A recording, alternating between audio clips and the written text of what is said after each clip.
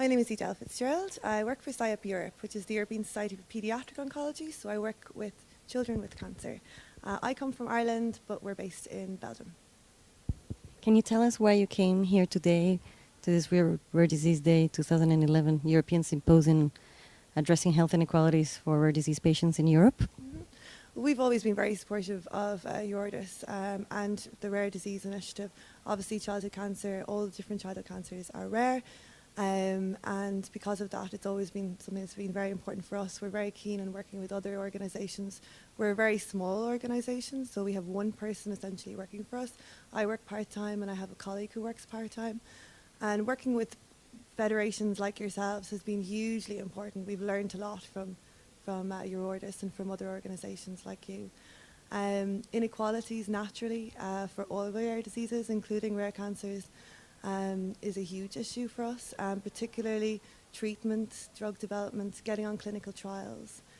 In fact, clinical trials and the Clinical Trials Directive, which was initiated by the European Union in 2001 and brought about in 2003, is a big issue for us because it has had a huge impact on patients getting on clinical trials.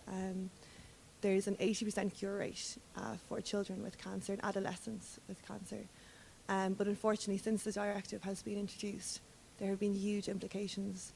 The doctors that are working with children with cancer are finding it very difficult to run the trials due to the expense, the bureaucracy. The amount of paperwork is unbelievable. We're calling it a regulatory fundamentalism. That's our term right now because it's really had a huge impact and it's actually affected this very good cure rate that children with cancer have. And in fact, now adolescents particularly, the success rates are decreasing and they're having serious implications, particularly those with brain tumours, because they cannot get access to clinical trials. There are more young people dying. So actually all the work that's been done since the 1970s is now unfortunately being going the other way because of this regulation that's come in. So unfortunately inequalities is very important to us. Yeah. Can you just tell us in a few words your latest initiative on harmonizing standards of care for childhood cancer? Sure, this is something that we actually think could really help other rare disease organisations.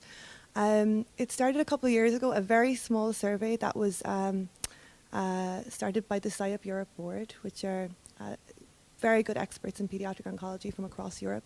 They were asked by parents' organisations to check the standards of care and what regulations are in place at national level for equipment, training, aftercare support for children and adolescents with cancer. We did a survey in each of the countries. We did it in 49 countries, and 27 came back to us with what's happening in their country. And only 6 EU member states actually have some sort of national regulation, which was really surprising for us. We expected it to be a lot more. So since then, it's really catapulted.